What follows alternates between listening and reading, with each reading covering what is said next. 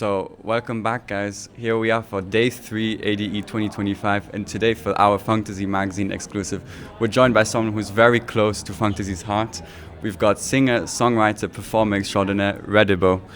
Good morning, Reddibo. How are you feeling today? Good morning, Youhan. I'm feeling great. Thank you for having me.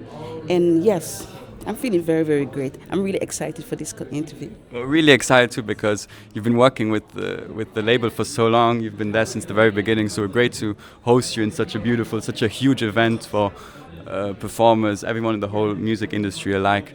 So just to get started, I wanted to ask you, how has your week been at ADE? How have you enjoyed your time having all of this, all of the fanfare, all of the people around? Is there anything in particular that you've enjoyed doing this week? Well, today is my first day, but it really looks exciting. There's a lot of people, a lot of events. I wasn't expecting it. This is my first time, so I'm very honored to be able to get to meet the team for the first time today. And yes. That's really good because for us too, because since Funktasy is such an international brand, we've got people all over the place. So it's also the first time for us seeing each other. So it's great to have the whole community and the whole band together almost. So let's go into more of your personal musical history. What does your creative background look like? What are your musical artistry? Where did that all begin, would you say? Well, I'm from Jamaica, and my dad, he used to have these big speakers where he would have dance. And every weekend there would be like music, just constant music. So I think that grew from there, the love of music, my dad doing music. Yes, I think that's where it all came from. And I was a very, very big fan of Whitney Houston, Anita Baker, Luther Vandross, Lionel Richie, the Commodores. So a wide variety, not only Jamaican. So you took all of those influences into your own sound, and then you created something. So what would you say is your sound? How have you combined all of those influences into your particular Reddibo sound, would you say? I started writing in 1997, I think, for real. And when I started sending out my songs, I think it was in 2020, and Funktasy, that was Hoss, who got back to me, and he was like, "You have something that no one has.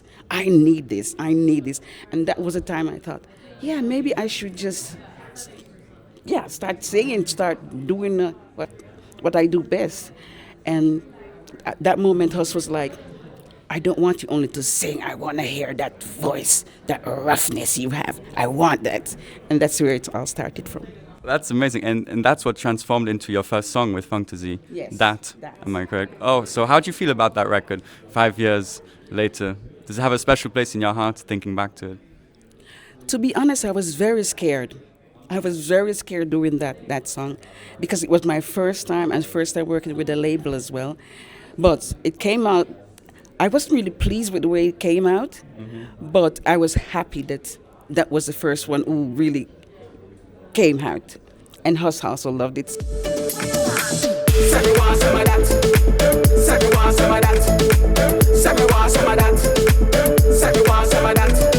Every time you come around, we want some of that.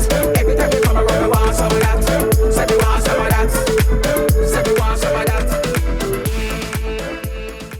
And what would you say are currently your plans? Is there anything that you're looking to do, something that you haven't done before? Because before we talked a bit about songwriting prowess, something that's you wanted to dive in a bit more now. Yes, and I'm still going to be Reddibo. I'm still going to be Reddibo because, as Hoss has pointed out, I've got something that maybe Anita Baker has, but not everyone has it. But I love writing. And now I'm doing like house music, technos and so, but I also want to write ballads. I want to be able to work with more artists and show more of my artistry, what I can do for the music industry. So you want to fully diversify into your full. And what would you say that your range is? What would you in particular like to dabble in more than other genres? The thing is, I have really high notes that I can do, but I also want to do ballads. Just take ballads to another level. I have many materials. I have so many materials that sometimes I would get up like 3 o'clock in the morning and sing something in, and then the next day I would get up and write it out, and then I'm like, wow, I did that last last night in my sleep, actually. So yeah, I want to just dive into music and write more. That's really amazing. So, one final question: is there anything you'd like to say to your Jamaican demographic, your Jamaican fans?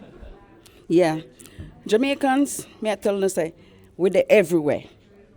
Amsterdam, Canada, just eat we up, right? Waterhouse Girl, this Kingston 11. There you have it. Maybe on a concluding note, do you have a particular message that you like to send your fans to the Funktasy community? Is there anything in particular that you like to tell them about? And maybe about your future plans, future collaborations that are on the radar? Yes, yeah, hit me up. And if you think you like my style, the way I write, I will write for you. If it's a ballad, a house music, anything I can write for you. So if you think Reddibo is your person, hit me up.